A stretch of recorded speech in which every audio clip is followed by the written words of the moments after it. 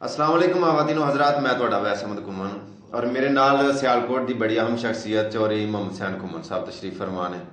बाबा जी कोलों थोड़ी जी इन्फॉर्मेशन लेने। बाबा जी जो मैं गल करना जातां पातां ते कि कौमां कबीलियां दे उत्ते ते कुछ लोग मेरी गल दा गुस्सा कर जांदे ने कि तू जातां पातां ते क्यों बोलना ते इहदे बारे की ख्याल है अपना, की तुहाडी राय है, की कहना चाहोगे? जातां पसातां जेहड़ी रब ने बनाई सारी जी रब दी सारे पुत्तर खेडे ने। आपा अपना कम रबने लोग जेहड़ा कम रबन वो लोग पै खुआंदे ने। वाह होर सारे मुसलमान भाई ने सारे भाई। ये नहीं गल कोई भी जातां पातां वाली। हाँ मैं कहते नसल जात सवात को जात होंगी कदे खचर ना घोड़ियां ने चलो खेल दी बाकी शायद को फुल ही है। वाह असल असल होंदी है नकल नकल होंदी असल असल होंदी है नकल नकल होंदी। वाह जी वाह, क्या बात। बाबा जी जेड़ा यानी कि मैं अगे जिस तरह कह रहा सा कि जातां पातां तो मुराद अगर कमी कमी जिन्होंने लोगों को कहे जाने कम करने वाले या मतलब असी भी बाहर लोग जो जाने मजदूरी करने वास्ते सारे कम करने वाले कमी होंगे ने, लेकिन ये तोहीन नहीं, लेकिन छोटियां जातां जिहड़ियां ने वो भी सारे एक दूजे नूं अगर रिश्ता करन लगदे ने ते अपनी बरादरी चुनदे ने, कोई होर जात नहीं चुनदे। ये पहलू है सन पहलू है सन हुण नहीं सन हुण नहीं है इस करके जी ना कोई जट है ना किसी को कमी है। ठीक ठीक ना ठीक कोई गलत ना कोई बात सारे लोग मेरा मतलब सारे मजदूरी करते हैं बाहर जा सारे मजदूरी करदे जट भी पे करते हैं जेडे कमी खुआंदे ने वो भी पे करते वो भी पे करदे ने। हाँ ते इन्हां दा फर्क हुंदा है फर्क बड़ा सारा हेठी उत्ते हो गई कुदरत नो कुदरत नाल उत्ते हो गई। कुदरत ने गेड़ मारिया कमी जट का सवाल है सी हाँ जी जी हुण रिहा नहीं वो नहीं रहा, हेठली उत्ते हो गई, हेठली उत्ते हो हेठली उत्ते हो गई। ये कुदरत वालों ये कह कोई वस की गल नहीं जी जी जी जी यानी कि बाबा जी के कहने का मतलब है कि हुण वो चीज़ नहीं फर्क हुण यानी कि कमी भी अपने आप को कमी नहीं मानता। हाँ हुण वो है वो कमी ने बिल्कुल जे रहना तो क्या मतलब को ना कमी जे कुछ है नहीं रहता बंदा वो ही कमी बाबा जी जिहदे विच मैं ना कमी है वे कोई वो कमी होई है हैं कमी ते बाकी अगर क्या जावे ते गल दे उत्ते जेड़ा गल करके जेहड़ा कमी पुत्र तरखान लुहार है वो जट का पुत्र तो हो नहीं सकदा हो नहीं सकदा हो नहीं सकदा जट दा पुत्र नहीं हो सकदा ਤੇ ਜੇ ਬਣਨ ਜੱਟਾਂ ਦੇ ਫਿਰ ਗੁਨਾਹਗਾਰੀ ਵੀ ਹੁੰਦੀ ਹੈ ਗੱਲ ਹੈ। ਬਾਬਾ ਜੀ ਤੁਹਾਡੇ ਨਾਲ ਗੱਲ ਕਰਕੇ ਬੜਾ ਅੱਛਾ ਲੱਗ ਰਿਹਾ। ਮੈਂ ਸਿਰਫ ਇਹ ਕਹਿਣਾ ਚਾਹਾਂਗਾ ਕਿ ਕਈ ਬੰਦੇ ਗੱਲ ਕਰਕੇ ਗੱਲ ਦੇ ਉੱਤੇ ਕਾਇਮ ਨਹੀਂ ਰਹਿੰਦੇ, ਫਿਰ ਜਾਂਦੇ ਨੇ ਫਿਰਨੀਆਂ ਅੱਗੋਂ, ਜਿਸ ਤਰ੍ਹਾਂ ਕਿ ਨਹੀਂ ਕਰਨਾ ਚਾਹੀਦਾ ਇਸ ਤਰ੍ਹਾਂ। ਉਹਦੇ ਬਾਰੇ ਕੀ ਤੁਸੀਂ ਕਹਿਣਾ ਚਾਹੋਗੇ ਕਿ ਬੰਦਾ ਗਲਤ ਹੈ ਜਾਂ ਤੁਸੀਂ ਵਡੇਰੇ ਬੰਦੇ ਹੋ? ਜਿਹੜਾ ਗੱਲ ਤੇ ਨਾ ਰਵੇ ਲੋਕ ਨੇ ਗੱਲਾਂ ਹੀ ਆਉਂਦੇ ਜਾਂ ਗੱਲ ਤੇ ਨਾ ਰਵੇ ਉਹਨਾਂ ਗੱਲਾਂ ਹੁੰਦਾ ਇਸ ਕਰਕੇ ਮੇਰੇ ਵਾਰਸਾਂ ਨੇ ਆਖਿਆ ਬੰਦਾ ਫਿਲਨਾਂ ਦੇ ਨਾਲ ਪਲੀਤ ਹੁੰਦਾ ਬਾਗ ਨਾਲ ਤੋਂ ਜੰਮਦਾ। ਵਾਹ ਜੀ ਵਾਹ। ਇਹ ਪਿੱਛੋਂ ਬਾਗ ਆਉਂਦਾ ਆਪਣਾ ਭੈਣ ਹੀ ਅੱਖ ਕਰਦੀ ਨਾਲ ਕਰਦਾਰਾਂ ਨਾਲ ਪਲੀਤ ਹੋ ਜਾਂਦਾ ਕਰਦਾਰਾਂ ਨਾਲ ਪਲੀਤ ਹੋ ਜਾਂਦਾ। ਮੈਂ ਗਾਇਆ ਬਣਾਏ ਨਹੀਂ ਨਹੀਂ ਨਹੀਂ ਵੈਰੀ ਗੁੱਡ ਬਾਬਾ ਜੀ, ਕੀ ਬਾਤ ਹੈ। ਬੰਦਾ ਉਹ ਜਿਹੜਾ ਗੱਲ ਦਾ ਜਿਹਦੀ ਗੱਲ ਨਹੀਂ ਉਹ ਬੰਦਾ ਨਹੀਂ। ਕੀ ਬਾਤ ਹੈ ਬਾਬਾ ਜੀ, ਕੀ ਬਾਤ। ਤੇ ਯਾਨੀ ਕਿ ਅਗਰ ਕੋਈ ਬੰਦਾ ਜਿਸ ਤਰ੍ਹਾਂ ਦਾ ਵੀ ਹੈ, ਜਿਸ ਜ਼ਾਤ ਦਾ, ਜਿਸ ਬਰਾਦਰੀ ਦਾ, ਜਿਸ ਉਮਰ 'ਚ ਜੋ ਵੀ ਹੈ, ਇਸ ਤਰ੍ਹਾਂ ਤੇ ਅੱਲਾਹ ਪਾਕ ਦੀ ਜ਼ਾਤ ਦਿੰਦਾ ਤੇ ਕੁਝ ਲੋਕ ਸਾਰੀ ਉਹਦੇ ਕੋਲ ਖੇਡ ਸਾਰੀ ਖੇਡ ਉਹਦੇ ਕੋਲ ਅੱਲਾਹ ਪਾਕ ਦੀ ਜ਼ਾਤ ਕੋਲ ਖੇਡ ਹੈ। ਲੋਕੀ ਸੜਦੇ ਕਿਸੇ ਦੀ ਤਰੱਕੀ ਵੇਖ ਕੇ, ਬੁਲੰਦੀ ਵੇਖ ਕੇ ਸੜਦੇ, ਜੈਲਸ ਹੁੰਦੇ।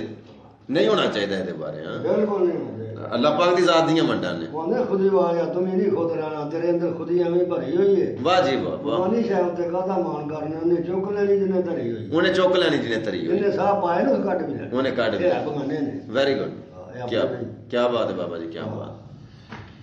ਬਾਬਾ ਜੀ ਸੱਜਣਾ ਦੇ ਬਾਰੇ, ਦੋਸਤਾਂ ਦੇ ਬਾਰੇ, ਜਿਸ ਤਰ੍ਹਾਂ ਮੈਂ ਅੱਗੇ ਅਰਜ਼ ਕਰ ਰਿਹਾ ਸਾਂ ਕਿ ਕਈਆਂ ਲੋਕਾਂ ਦਾ ਨਿਭਾਅ ਸਾਰੀ ਜ਼ਿੰਦਗੀ ਨਿਭਦਾ ਰਹਿੰਦਾ ਹੈ, ਕਈਆਂ ਲੋਕਾਂ ਦਾ ਸੰਗ ਬਣਦੇ ਹੀ ਟੁੱਟ ਜਾਂਦਾ ਹੈ। ਲੰਮੇ ਵਸੇਬੇ ਵਾਸਤੇ, ਲੰਮੀ ਯਾਨੀ ਕਿ ਯਾਰੀ ਵਾਸਤੇ ਜਿਹੜੀ ਕਿ ਸਾਰੀ ਉਮਰ ਦਾ ਪੀਚਾ ਜਿਹੜਾ ਹੋ ਰਿਹਾ ਰਹੇ, ਉਹਦੇ ਬਾਅਦ ਉਹਦਾ ਕੀ ਰਾਜ਼ ਹੈ? ਜਿਸ ਤਰ੍ਹਾਂ ਕਿ ਤੁਹਾਡੇ ਮਾਸ਼ਾਅੱਲਾ ਸੰਗੀ ਸੋਚ ਉਹ ਤੰਗੀ ਅੰਦਰ ਬਣੇ ਭੰਜਾਲ ਗਵਾਂ ਦਾ ਸੰਗੀ ਉਹ ਹੁੰਦਾ ਨਾ ਤੰਗੀ ਅੰਦਰ ਭੰਜਾਲ ਹੋਵੇ, ਸੰਗੀ ਉਹ ਜਿਹੜਾ ਤੰਗੀ ਵਿੱਚ ਭੰਜਾਲ ਹੋਵੇ। ਵਾਹ ਜੀ ਵਾਹ। ਦੂਜਾ ਸੰਗੀ ਕੋਈ ਨਹੀਂ ਜਿਹੜਾ ਮੁਸ਼ਕਲ ਵੇਲੇ ਦਾ ਸਾਥੀ ਹੋਏ ਉਹ ਸੰਗੀ। ਤੇ ਆਪੋ ਆਪਣੀ ਵਰਤੋਂ ਨਾਲ ਸਾਬਰ ਰਹਿੰਦੇ ਨੇ। ਵਾਹ ਸਾਗ ਤੇ ਭੈਣਾ ਭਰਾ ਉਹ ਚੰਗੇ ਹੁੰਦੇ ਨੇ ਜਿਹੜੇ ਵਰਤਣ ਚੰਗੇ। ਵਾਹ ਗੱਲ ਵਰਤੋਂ ਦੇ ਹਿਸਾਬ ਨਾਲ ਜੀ ਵਰਤੋਂ ਤੇ ਖਰਾਬ ਤੇ ਸਾਰੇ ਖਰਾਬ ਹੈ। ਕੀ ਬਾਤ ਹੈ, ਕੀ ਬਾਤ। ਸੱਜਣ ਬੰਦੇ ਦਾ ਦੁਨੀਆ ਤੇ ਬਹੁਤ ਵੱਡਾ ਗਹਿਣਾ ਹੁੰਦਾ ਹੈ। ਸੱਜਣ ਬੜਾ ਵੱਡਾ ਗਹਿਣਾ ਹੁੰਦਾ, ਤੋਹਫਾ ਹੁੰਦਾ ਹੈ ਖੁਦਾ ਜਦੋਂ ਵੀ ਦਾ। ਲੋੜ ਪਏ ਜਿੱਥੇ ਮਰਜ਼ੀ ਧਾਰ ਕੇ ਪੂਰੀ ਕਰ ਲੈਂਦੀ। ਉਹ ਜਿਵੇਂ ਆਂਦੇ ਨਾ ਸੱਜਣ ਹੁੰਦੇ ਸਰਾਣੇ ਰੱਖੀ ਬੰਦੂਕ ਵਰਗੇ। ਤੇ ਜੇ ਸੱਜਣ ਛੱਡੇ ਕੋਈ ਨਾ ਹੋਵੇ ਬੰਦਾ ਫਿਰ ਜਾਏਗਾ ਦੇਖੋ ਜਾਏ ਕਿਤੇ ਕੋਲ। ਵਾਹ ਜੀ ਵਾਹ। ਇੱਕ ਬੰਦਾ ਵਿਹਾਰ ਦਾ ਜਿਹੜਾ ਭੈੜਾ ਕੁੜੀ ਜਿਹੜਾ ਸਾਰਾ ਹੀ ਭੈੜਾ, ਉਹ ਸਾਰਾ ਹੀ ਭੈੜਾ, ਜਿਹਦਾ ਵਿਹਾਰ ਭੈੜਾ ਉਹ ਸਾਰਾ ਹੀ ਸਾਰਾ ਭੈੜਾ। ਹੀ ਭੈੜਾ। ਕੀ ਬਾਤ ਹੈ, ਕੀ ਇੱਕ ਬੜਾ ਸਾਰਾ ਵੱਡਾ ਕਿਸੇ ਦਾ ਰਿਸ਼ਤੇਦਾਰ ਹੈ ਜੀ ਮਾੜੇ ਰਿਸ਼ਤੇਦਾਰ ਦੀ ਵਰਤੋਂ 'ਚ ਨਹੀਂ ਆਉਂਦਾ ਉਹਦੇ ਵਾਸਤੇ ਦੋਨੀ ਦਾ ਨਹੀਂ ਇੰਜ ਹੀ ਗੱਲ ਹੈ, ਇੰਜ ਹੀ ਗੱਲ ਹੈ, ਕੋਈ ਸ਼ੱਕ ਨਹੀਂ, ਲੋੜ ਜਾਂਦੇ ਪੁੱਤਰ ਵਰਤਣ ਦੀ। ਕੋਈ ਸ਼ੱਕ ਨਹੀਂ, ਕੋਈ ਸ਼ੱਕ ਨਹੀਂ। ਵਰਤੋਂ ਦਾ ਸਹੀ ਸਾਰੇ ਸਹੀ। ਬਾਬਾ ਜੀ ਜਿਹੜਾ ਸੱਜਣ ਔਖੇ ਵੇਲੇ ਦਾ ਸਾਥੀ ਹੈ, ਮੈਂ ਸਮਝਣਾ ਕਿ ਉਹ ਸੱਜਣ ਹੈ।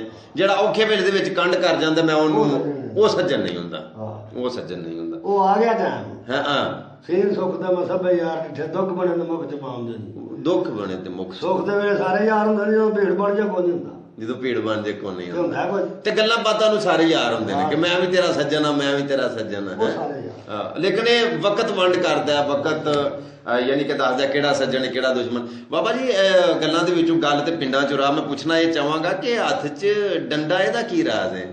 ਡੰਡਾ ਜਿਹੜਾ ਬੰਦਾ ਵਿਗੜਿਆ ਤੇ ਵਿਗੜਿਆ ਉਹਨੂੰ ਬੰਦਾ ਸਹੀ ਹੁੰਦਾ। ਡੰਡਾ ਵਿਗੜਿਆ ਨੂੰ ਸਿੱਧੀਆਂ ਕਰਨ ਲਈ ਰੱਖਿਆ। ਉਹਨੇ ਡੰਡਾ ਵਿਗੜਿਆ ਤੇ ਵਿਗੜਿਆ ਦਾ ਪੀਰ ਹੈ। ਡੰਡਾ ਪੀਰ ਹੈ ਵਿਗੜਿਆ ਤਿਗੜਿਆਂ ਦਾ, ਕੀ ਬਾਤ। ਉਹ ਇਸੇ ਤਰ੍ਹਾਂ ਇੱਕ ਸ਼ੇਰ ਹੈ ਕਿ 4 ਕਿਤਾਬਾਂ ਅਸਮਾਨੋਂ ਉਤਰੀਆਂ ਤੇ 5ਵਾਂ ਉਤਰਿਆ ਡੰਡਾ ਹੈ। ਜਿਹੜਾ ਉਹ ਨਹੀਂ ਗੱਲ ਸਿੱਧੀ ਸਮਝਦੇ ਜ਼ਿਹਨ ਜਿਨ੍ਹਾਂ ਦਾ ਗੰਦਾ ਹੈ। ਤੇ ਬਾਬਾ ਜੀ ਇਸੇ ਤਰ੍ਹਾਂ ਜਿਸ ਤਰ੍ਹਾਂ ਡੰਡੇ ਦੀ ਗੱਲ ਹੈ ਤੇ ਸਿਰ ਤੇ ਪੱਗ ਮਾਸ਼ਾਅੱਲਾ ਕੀ ਬਾਤ ਹੈ, ਬੜੀ ਸੋਹਣੀ ਲੱਗੀ ਹੈ, ਬੜੀ ਸੱਜੀ, ਮੋਢੇ ਤੇ ਕੱਪੜਾ ਅੱਜ ਵੀ ਉਹ।